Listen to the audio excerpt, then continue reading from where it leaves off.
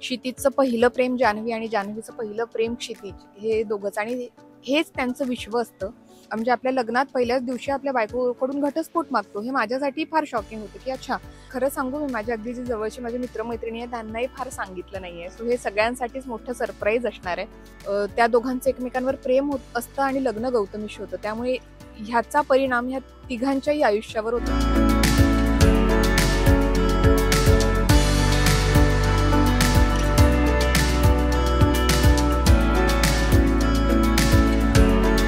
खूप खूप छान वाटतंय, खूप मस्त वाटतंय. परत एकदा बरेच दिवसांनी परत एकदा काम करायला मिळतंय याचा एक वेगळा आनंद आहे आणि छान वाटतंय, खूप छान वाटतंय. एकतर मलाही जेव्हा हे कळलं होतं, की एक मुलगा असतो आणि जो पहिल्याच म्हणजे आपल्या लग्नात पहिल्याच दिवशी आपल्या बायकोकडून घटस्फोट मागतो. हे माझ्यासाठी फार शॉकिंग होतं, की अच्छा म्हणजे काहीतरी वेगळं आहे आणि करायला आवडेल मला असं झालं माझं. आणि एक जी नॉर्मल ऑडिशन प्रोसेस असते, की आधी ऑडिशन देतो, मग लुक टेस्ट आणि हे एक जनरल ऑडिशन प्रोसेस होते. खरं दोन्ही प्रोमोमध्ये अजून मला रिव्हील केलं नाहीये. मी पहिला एपिसोड जेव्हा येईल त्यानंतर लोकांना कळेल, की अच्छा ही पण या मालिकेत आहे किंवा जान्हवी जे दुसऱ्या प्रोमोत फक्त नाव येऊन गेलंय ती जान्हवी हीच आहे. आणि त्यामुळे अजून लोकांना कळलंच नाहीये. खरं सांगू मी माझ्या अगदी जी जवळची माझे मित्र-मैत्रिणी आहेत त्यांनाही फार सांगितलं नाहीये. सो हे सगळ्यांसाठीच मोठं सरप्राईज असणार आहे आणि आय होप लोकांना हे सरप्राईज आवडेल.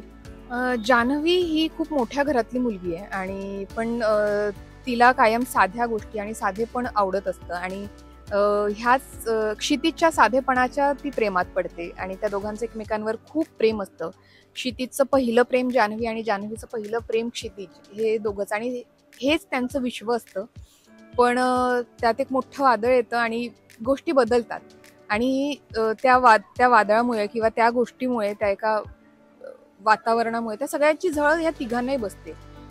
त्या दोघांचं एकमेकांवर प्रेम होत असतं आणि लग्न गौतमीशी होतं. त्यामुळे ह्याचा परिणाम ह्या तिघांच्याही आयुष्यावर होतो आणि तो काय होतो, कसा होतो हे तुम्हाला नक्कीच बघायला आवडेल. त्यामुळे नक्की बघत राहा अंतरपाठ कलर्स मराठीवर 7:30 वाजता.